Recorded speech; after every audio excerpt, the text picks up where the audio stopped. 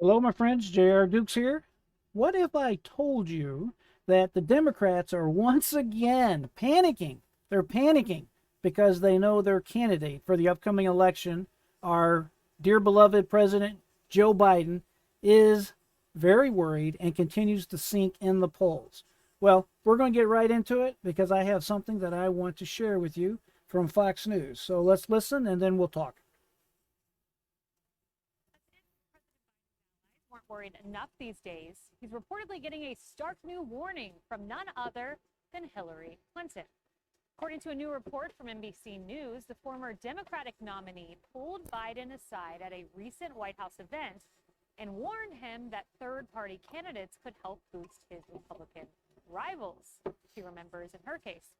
Quote, Clinton pressed Biden to take the third-party threat seriously and come up with a way to compensate for it, one of the sources said. The report goes on to say Biden and his allies face a bit of a conundrum just in their messaging about White House concerns, according to people familiar with White House discussions.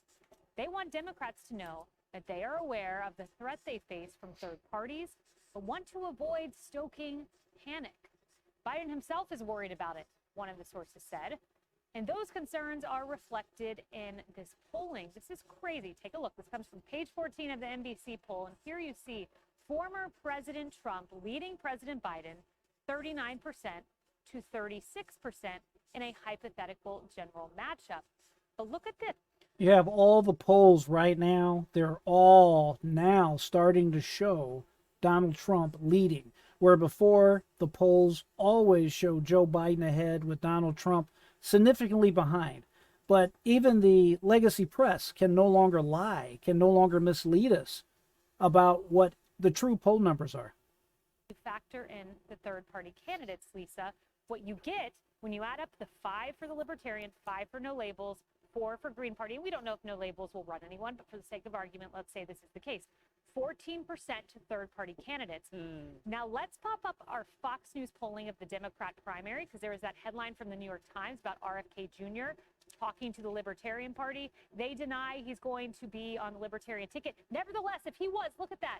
He's polling 17% against Biden. That could be his Achilles heel, Biden's. Well, and they're probably having nightmares back to 2016 when Jill Stein helped cost the Democrats the 2016 election. I mean, if you looked at Michigan, Wisconsin, Pennsylvania, had those votes gone to Hillary Clinton rather than Jill Stein, Hillary Clinton would have been the president. So I'm sure they're having nightmares going back to that. Look, I think that's part, Joe Biden's probably the weakest president since Jimmy Carter, which is why I think Democrats are teeing up the timing of the indictments against Donald Trump in these trials to align politically, right? You look on the eve of Super Tuesday, the January 6th trial, they're trying to tee it up where that is the dominant message going into the general election, not the economy, not parental rights, not immigration, not all these other things, but, the convictions against Donald Trump. So I think that's with intent. Larry, when you look at the NBC article from earlier in the summer, what you find is 6% voted for third-party candidates in 2016. That fell to 2% in 2020. Joe Biden picked up disproportionately those votes. This could be the name of the game in 2024. Well, I think President Biden could face a third-party threat. I think his bigger threat is the second Republican Party. I mean, Biden's not doing well in any of the polls by a long shot. And whatever questions you might have about the ABC Washington Post poll, it was a blockbuster. You gotta love Larry. There's only so much the liberal media can do to dismiss that because other polls are showing similar approval, disapproval. So Biden's got problems with the third party. He's got problems with the second party. He may also have a problem with Michelle Obama. I'm hearing so much talk about Michelle Obama. I don't know if you all are hearing it the same way. People are saying, get to the Democratic convention, Joe Biden's going to, quote, have to withdraw for health reasons, and by acclamation, they're going to bring in Michelle Obama, and the Obama machinery is already gearing up for it. I'm not predicting. I'm just saying, I'm just hearing this from everywhere. And whatever you want to say, I mean, Gavin Newsom's up to something. He's debating Ron DeSantis on Sean Hannity's program on November 30th. He's going to be in the spin room after the debate. Yeah. I mean, he's up to something. So look, Doug Schoen, who worked in the White House for Bill Clinton and then subsequently also worked with Hillary Clinton when she was a senator and ran for president as well. told me last hour that this is such an affront to Kamala Harris, the vice president. I mean, what a slap in the face. The president actually has designated Gavin Newsom, California governor of a failed state, you know, that's what I call California these days because it is, to be his surrogate in that moment. And so to deliver the rebuttal, the spin, the whatever it's going to be, that flavor after those Republicans get on stage, all of whom are either tied or beating him in hypotheticals. Nikki Haley outside the margin of error for the second week as we look at those polls. So I think she's still beating him by 5%, Joe Biden. So what a slap in the face to the vice president. What does this mean? He's not just thirsty. He's getting something coming out of the straw now from Biden. And what does that, I don't know if they can get him on the ballots. Those deadlines are coming up. They are coming up. Are you laughing at my straw council? Fabulous metaphor. It was appreciated by all. All of this comes as voters say that President Biden's just not with it. He's too old. We saw as he deplaned there in Michigan, he used the short staircase out of the middle of Air Force One, not by accident. This is from Axios this morning. Scoop, Biden's team, don't let him trip mission. It literally goes through the mission of Team Biden not to make him trip. With a physical therapist, Biden's been doing exercises to improve his balance, wearing tennis shoes more often to avoid slipping, using the short staircase on Air Force One. Democrats, including some in the administration, are terrified he will have a bad fall in a nightmare scenario weeks. You know, folks, if we're just honest and we just face what's going on here, we all know that, unfortunately, President Biden is in decline.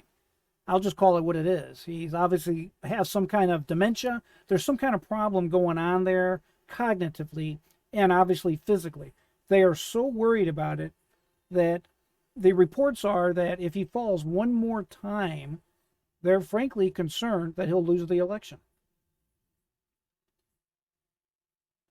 For the election. Yeah, of course. I mean, I'm one of the millions of Americans that was appalled by his failure to recollect what exactly the name of the Pacific Islands Initiative was that 40 million of our tax dollars were going toward this weekend. I was appalled when he lied and said that he and the Prime Minister of the Cook Islands were both from Baltimore. I was appalled when he referred to an African-American grown male that he was honoring as boy. I mean, I'm appalled by him every day. So they can go ahead and put together their mission of protecting him physically, but I see him for what he is, which is an abject embarrassment, not befitting at all the office of the commander-in-chief or the president.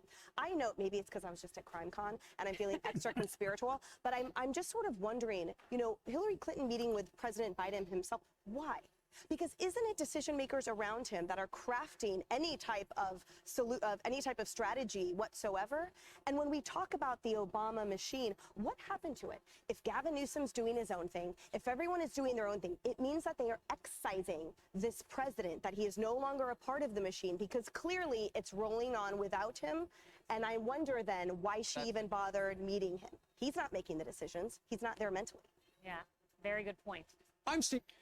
All right, so there you have it. Let's talk about this for just a minute here. So, obviously, more and more bad news for President Biden. The people handling him, the people around him, they know that there is a sinking ship. The name of the sinking ship is President Biden. I would not want to be President Biden. I wouldn't want to be his campaign advisor. I sure wouldn't want to be Kamala Harris. Let's just be honest about it, folks. If you vote for President Biden coming up in the next election, you're not voting for President Biden. You're voting for Kamala Harris. So you need to understand President Biden, in all likelihood, will not make another 4 years. I don't see how that's possible. Frankly, I'm worried about him finishing up his current term. So if you go to the polls and you vote for Kamala Harris, that's on you. I really don't understand how you could possibly make that choice. What I like about this particular news story right here is they're pointing out the obvious. They know they're in trouble. They know there is a real threat, per Hillary Clinton, according to this report, from the Libertarians, from the No Labels group, and from the Green Party. In addition to that, you have California Governor Gavin Newsom, who keeps talking like he's running for president. Why is he bothering debating Governor DeSantis? Why is he bothering even showing up at all?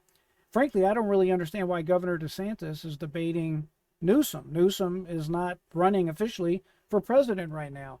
DeSantis needs to be going after Donald Trump if that's the job that he wants. Things are just kind of backwards right now. Donald Trump is running away with this election process.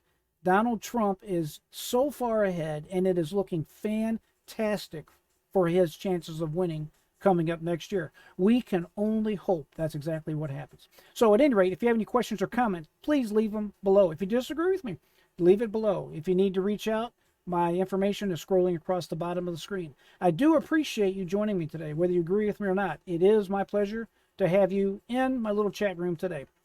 Always be sure to hit that bell notification so you know when I have another video coming out.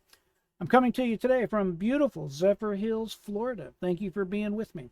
I am J.R. Dukes.